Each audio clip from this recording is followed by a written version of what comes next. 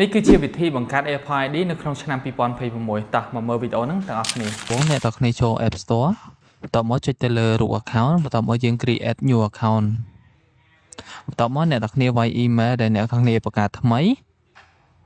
បន្ទាប់មកទៀតវាយ password ចាប់ពី8ខ្ទង់ឡើងមានអក្សរធំអក្សរទូចហើយនិងលេខបន្ទាប់មក region អ្នកទាំងគ្នា select Cambodia បន្ទាប់មកចុច agree term and condition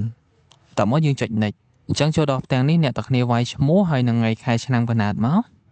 ឥឡូវយើងចូលដល់ផ្ទាំងនេះអ្នកទាំងគ្នាចុចណាន់បន្ទាប់មកយើងវាយ